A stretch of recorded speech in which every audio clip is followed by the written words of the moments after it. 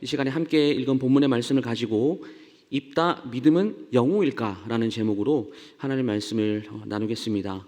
오늘 이 본문의 말씀은 입다의 마지막 이야기가 기록이 되어 있는 부분인데 이스라엘 지파 사이에 생긴 벌어진 일들을 기록하고 있습니다.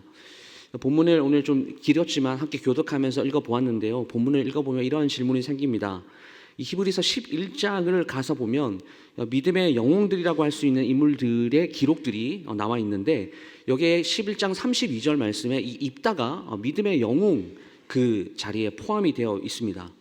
그런데 입다를 과연 믿음의 영웅이라고 할 수가 있을 것인가? 오늘 말씀을 들으시면서 우리가 함께 좀 생각해 보기를 원하고 또 말씀이 주는 교훈들을 함께 생각해 보기를 원합니다. 입다가 암몬과의 전쟁에서 큰 승리를 거둔 후에 그 소식이 이스라엘 전역에 두루 퍼지게 됩니다. 그리고 그 소식을 들은 에브라임 사람들은 요단강을 건너서 이제 입다를 만나러 오게 되죠. 그냥 입다에게 인사차 방문한 것이 아니라 많은 수의 에브라임 사람들이 싸우기 위해서 무장을 하고 왔습니다. 전쟁은 이미 끝이 났는데 이 전쟁을 앞둔 것 같은 그 위협적인 모습으로 와서 입다에게 이렇게 말을 합니다. 1절 말씀입니다.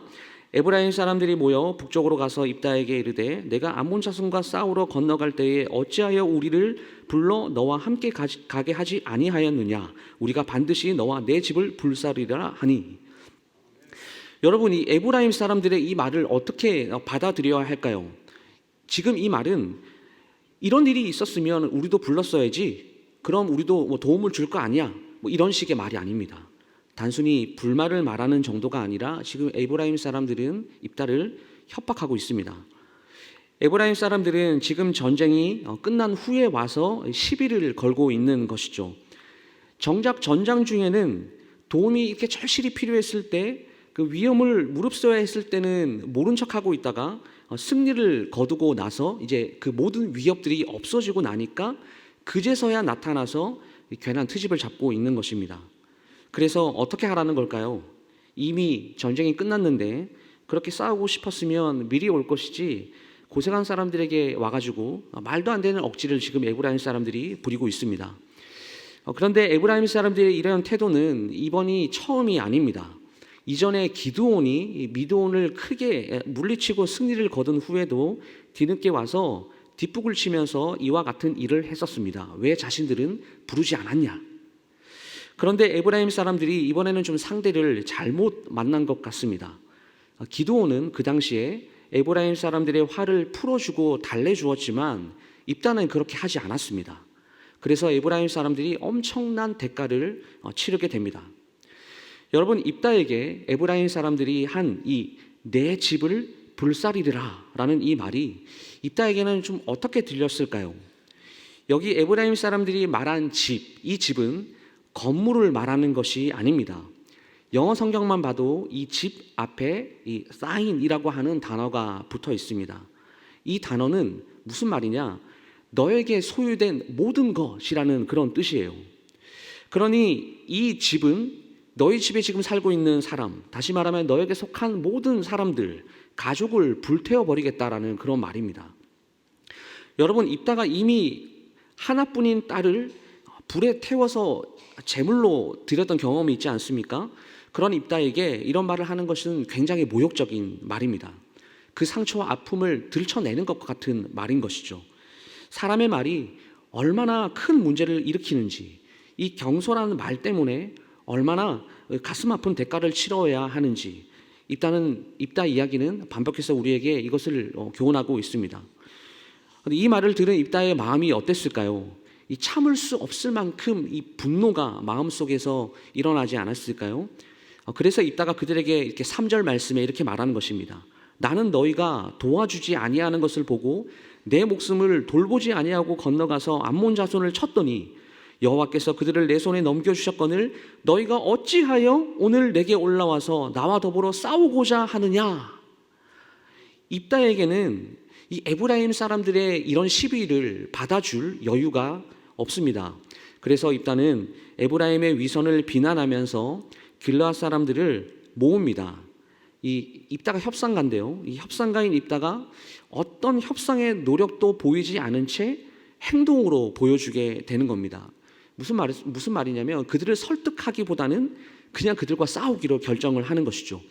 길르앗 사람들은 평소에 에브라임에게 안 좋은 감정을 가지고 있었습니다. 그래서 입다의 부름에 적극적으로 응답하며 싸우기 위해서 모여듭니다. 이번 기회에 에브라임을 굴복시켜서 그동안의 빚을 이제 다 갚아보겠다라는 그런 생각이죠. 4절 말씀에 에브라임이 길르앗 사람들에게 했던 말이 나오는데요. 이렇게 기록되어 있습니다. 이는 에브라임의 말이 너희 길르앗 사람은 본래 에브라임에서 도망한 자로서 에브라임과 므낫세 중에 있다 하였음이라. 에브라임 사람들이 이 길르앗 사람들을 비꼬는 말입니다. 길르앗 사람들은 도망한 사람이다라고 이렇게 비아냥거리면서 하는 이야기예요. 왜 이런 말을 하게 되었을까? 사실 잘 정확히 알 수는 없지만 이 당시 이스라엘 가운데도 이 지역 감정이라는 것이 있었다라는 것을 알 수 있습니다. 이 지역 감정으로 더 사기가 올랐던 이 길르앗 사람들이 에브라임을 쳐서 무찌릅니다. 그런데 오늘 본문 성경은 어떻게 싸웠고 어떻게 승리했는지는 기록하고 있지 않아요. 이 성경의 기록만으로 생각을 하면 정말 싱겁게 그것도 아주 간단하게 끝이 납니다. 마치 이 사사기의 저자가 이럴 거면 왜 시비를 걸었냐? 마치 이런 어떤 메시지를 전하는 것 같아요. 싸움의 결과가 한 줄도 안 되는 분량으로 그냥 끝이 나버리게 되는 것이죠. 이렇게 승리한 길르앗 사람들은 도망가는 에브라임 사람들을 또한 추격을 합니다. 먼저 앞서가서 요단강 나루를 지키면서 에브라임 사람들을 빠짐없이 모조리 다 죽이려고 해요. 요단강을 건너는 사람 중에서 이 에브라임 사람들만 골라내서 이게 죽였다라는 말입니다. 그 당시가 지금처럼 이렇게 신분증이 있어서 확인을 하고 이 사람이 어떤 사람이냐 이것을 구분은 하지는 않았겠지만 어떻게 에브라임 사람들을 구분을 했습니까? 오늘 읽은 본문 말씀 보시면 아주 그 방법이 간단했습니다. 요단강을 건너는 사람들에게 이 쉬볼렛이라고 말하게 시킨 것이죠. 그리고 이 쉬볼렛이라고 하는 이 말을 제대로 단어를 이야기하면 통과시켜 줍니다. 하지만 이 쉬볼렛이 아니라 십볼렛이라고 발음을 하면 에브라임 사람으로 알고 이것을 잡아냈던 것이죠. 이렇게 해서 죽은 사람이 성경에 4만 2천 명이다 라고 기록을 하고 있습니다. 여러분, 이게 엄청난 비극이죠. 이 전쟁으로 하루아침에 각 가정에서는 어떤 가정에서는 아들이 죽고 어떤 가정에서는 남편이 죽고 어떤 가정에서는 아버지가 사라졌습니다. 그렇게 4만 2천 명이 죽음을 당했다라는 것이죠. 근데 무엇보다도 가슴 아픈 사실은 어떤 거냐면 이 4만 2천 명이 적이 아니라 같은 민족으로부터 함께 하나님을 섬기는 이스라엘에게 죽임을 당했다라는 것입니다. 여러분, 입다가 이렇게까지 해야 했을까요? 에브라임 사람들이 먼저 잘못한 것은 사실이지만 같은 민족끼리 이렇게 무자비하게 이 도망간 사람들까지 쫓아가서 잡아 죽이려고 하는 것은 정말 악한 일입니다. 그러니까 이것은 현재 이스라엘의 영적인 상황이 어떤가 이것을 아주 단적으로 보여주는 사건인데요. 무엇일까요? 하나의 공동체로서 연합된 이스라엘의 그 모습들을 잃어가고 있는 상황, 이런 영적인 상태. 기드온 때에 볼 수 있었던 이 지파 간의 갈등이 더 발전이 되고 이제 후로 사사기를 후반으로 가면 갈수록 마지막 부분 가서는 그 갈등이 너무너무나 심각한 상태에 이르게 됩니다. 지금 이스라엘이 자신과 싸워야 할 그 대상이 누군지를 완전하게 잊어버리고 엉뚱한 대상과 싸우고 있다는 것이죠. 여러분, 한번 생각해 보시겠습니까? 어떤 시대든지 어떤 장소든지 어떤 대상이든지 공동체를 무너뜨리고 있는 가장 무서운 적은요, 그 공동체 내부에 있습니다. 외부의 적으로 인해서 어려움이 생길 때는 이 적과 싸우기 위해서 힘을 모으고 그렇게 힘을 모으기 때문에 공동체가 하나가 될 수 있죠. 똘똘 뭉치게 돼요. 하지만 내부에서 같은 병끼리 이렇게 적이 돼서 싸우는 경우에는요, 이거는 정말 답이 없습니다. 그럴 경우에는 더 크고 심각한 치명적인 결과를 가져오게 되는 것이죠. 진짜 어려운 일은요, 넘을 수 없는 강한 적을 만나는 것이 아니라 같은 편이 적이 되어서 싸우는 일입니다. 같은 편끼리 싸우는 일이 가장 무서운 일이다라는 것이죠. 주님 안에서 하나 된 이 한 교회라는 영적 공동체도 사실 다르지 않습니다. 교회에 왜 문제가 생기고 왜 갈라지고 왜 다툼이 생길까요?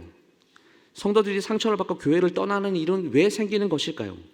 믿지 않는 사람들이 교회를 핍박해서 그렇습니까? 그럴까요? 아닙니다. 대다수의 문제는 교회 안에서 성도들 사이에서 벌어지는 일들 때문이에요. 함께 주님을 믿는다라고 고백하고 함께 주님을 섬긴다라고 말합니다. 하지만 막상 이해관계가 눈앞에 현실로 다가오게 되면 달라지게 되죠. 때로는 성도들의 실수나 무심코 던진 말로 인해서 상처를 받기도 하고, 또 때로는 교회의 어떤 결정에 대해서 마음 상하기도 하고, 성도들 간의 이해관계 때문에 싸우기도 합니다. 그리고 끝까지 용서하지 못하고 적대적인 마음을 품고 사는 것이죠. 여러분, 여기서 우리가 기억해야 할 사실은 우리는 모두가 완벽한 사람이 아니다라는 겁니다. 우리는 아직 주님을 닮아가고 있는 중에 부족한 사람들이다라는 것이죠. 교회는 그런 사람들이 모여 있는 곳입니다. 완벽한 사람이 모여 있지 않아요. 그래서 어떻습니까? 서로 맞지 않은 부분들도 있고 약점도 있게 되죠. 그리고 함께 지내다 보면 부딪히는 부분도 있게 되고요. 서로 모난 부분들을 함께 볼 수 있습니다. 그래도 우리는 주님을 위해서 함께 복음을 위하여 수고하는 한 가족인 것이죠. 서로가 서로에게 필요한 존재이고 주님을 위해 수고함으로 서로를 세워주는 한 지체입니다. 한 몸입니다. 우리는 적이 아닙니다. 사람의 병 중에 이런 병이 있어요. 자가 면역 질환이라는 병이 있습니다. 근데 이 병은 몸에 있는 면역 세포가 자신의 세포와 자신의 세포가 아닌 것을 구분하지 못하고 자기 세포를 공격하는 병입니다. 적을 구분하지 못하고 자기 몸을 공격해 버리니까 이것이 심각한 문제가 되어 버리는 것이죠. 사랑하는 성도 여러분, 교회로서 우리는 같은 편 그 이상의 의미를 가집니다. 여러분, 우리는 한 몸입니다. 주님의 피로 맺어진 형제와 자매. 이 형제와 자매가 다투는 일은 같은 편끼리 싸우는 것, 그래서 그 이상의 일이 된다라는 것이죠. 자가 면역 질환 환자처럼 내가 내 몸을 공격하는 것입니다. 이것은 정상이 아니죠. 병들었다라는 증거입니다. 그렇기 때문에 어떤 일이 있더라도 지체들끼리 서로 다투지 마시길 주님의 이름으로 축복합니다. 우리는 지금 이 직분자 선거를 준비하고 있습니다. 그렇죠. 사탄은요, 어쨌든 우리 내부적으로 분열을 일으키기 위해서 애를 쓸 겁니다. 지금도 애를 쓰고 있습니다. 왜냐하면 공동체를 한 방에 무너뜨릴 수 있는 가장 효과적인 방법이 바로 이 내부 안에서 일어나는 싸움이라는 것을 사탄은 너무나 잘 알고 있기 때문이에요. 담임 목사님께서도 이 부분을 항상 강조하고 계시지 않습니까? 그렇기 때문에 우리는요, 이런 사탄의 전략에 절대 넘어갈 수가 없습니다. 오히려 우리는 직분자 선거를 준비하면서 더욱더 하나가 되어야 하고요, 화합을 위해서 애를 써야 하는 것입니다. 왜 그런지 아십니까? 우리는 그리스도의 피로 묶인 영적 가족이기 때문이에요. 지금 내 주변에 앉아있는 모든 지체들이, 모든 성도들이 나의 몸이기 때문입니다. 여러분, 이 사실을 믿으십니까? 우리 모두가 함께 신앙생활을 하다 보면 여러 가지 일을 겪게 되고요, 안 좋은 마음들이 들 수도 있습니다. 그럴 때에 우리는 할 일을 돌이키는 어떤 사명들이 우리에게 있어요. 이 일이 옳지 않다라는 것들을 기억하고 교회를 분열시키는 모든 것들을 우리는 경계해야 합니다. 마음을 다잡으시길 바랍니다. 내 손과 내 발이 서로 싸우고 있다면, 다투고 있다면 그것은 누구와 손해일까요? 누구에게 그 피해가 더 많이 돌아갈까요? 결국은요, 다 나 자신에게 돌아오는 겁니다. 그렇기 때문에 다툼이 생기기 전에 우리는 멈추어야 하는 것이죠. 그런데 오늘 입단은 어떻게 했습니까?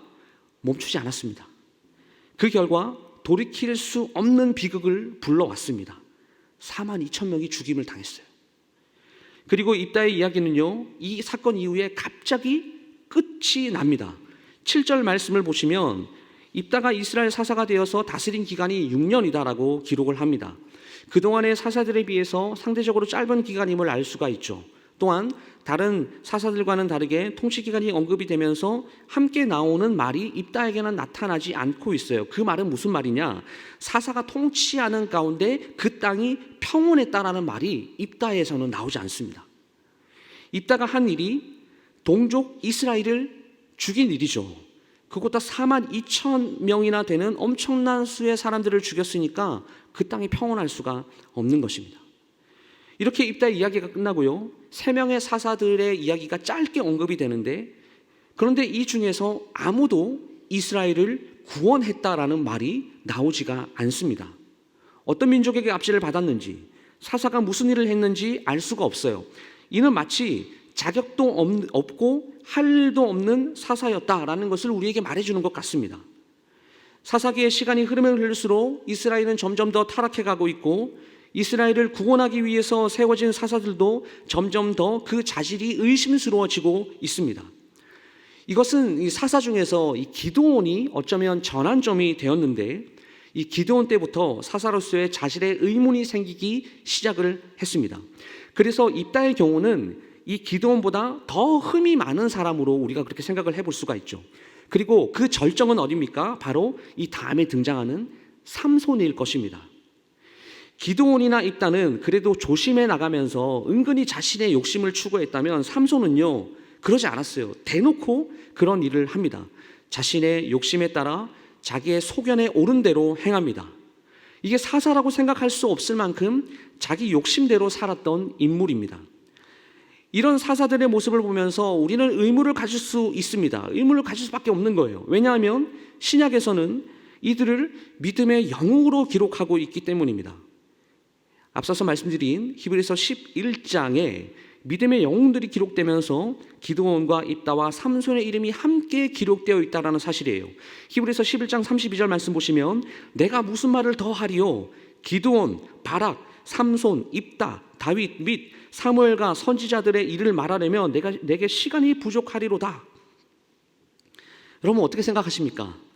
지금까지 입다의 삶을 보면 그를 믿음의 영웅이라고 우리가 할 수가 있을까요? 딸을 번제로 바치고 에브라임 사람을 42,000명이나 죽였는데 괜찮을까요? 아무리 암몬과 싸워서 승리를 거두었다라고 하지만 이 입다를 믿음의 영웅이다라고 말하기에는 뭔가 무리가 있어 보입니다. 그래서 이 이해가 되지 않은 부분을 좀 사람들이 해결해 보기 위해서 이런 방법도 쓰기도 합니다. 마치 이 성경 본문을 위인전에 읽는 것처럼 사사기의 말씀을 보는 것이죠. 사사가 했던 좋은 일들을 부각시키고 그 일에 집중하고 그 외의 일은 최대한 좁게 포장하면서 대충 넘어가는 것입니다. 기드온의 경우는 300명의 군사를 지나치게 강조를 하죠. 마치 300명의 군사가 기드온의 모든 것을 말해주는 것 같습니다. 그러다 사사기에서 기드온과 그 의외의 모습들을 발견하게 되면 그것을 잘 받아들이지 않습니다. 기드온이 과연 그럴 만한 믿음의 영웅인가? 사사기를 보면 어떻습니까? 반복해서 의심하며 주저하는 기드온이 하나님께서 항상 그와 함께 하셨다라고 기록을 하고 있죠. 이게 무슨 말이에요? 기드온이 대단한 것이 아니라 기드온을 사용하신 하나님이 정말 대단하신 겁니다. 그러면 입다의 경우는 어떻습니까? 입다를 영웅으로 만들기 위해서 이렇게 하시죠. 입다는 딸을 자신의 번제로 바칠 정도로 하나님과의 서원을 중요하게 생각하고 그렇게 딸을 아끼지 않을 만큼 하나님께 헌신했다라고 말을 합니다. 그런데 아닙니다, 여러분. 입다는 하나님이 무엇을 기뻐하시는지를 몰랐고요, 하나님을 향한 지식이 없는 상태에서 무모한 일을 벌인 것입니다. 이렇게 사사기에서 보는 그들의 모습은요, 믿음의 영웅과는 거리가 멀어 보여요. 그러면 이 히브리서에 기록된 이 기록들을 우리가 어떻게 바라봐야 할까요? 히브리서의 인물들이 믿음의 영웅으로 기록된 것은 그들이 하나님을 향한 믿음으로 어떤 특정한 일에 순종했기 때문입니다. 그 인물들의 삶 전체를 평가하는 것이 아닙니다. 그 모두가 우리가 본받을 만한 믿음의 삶을 살았다라는 것이 아닙니다. 예를 들어서 믿음의 영웅으로 라합이 나옵니다.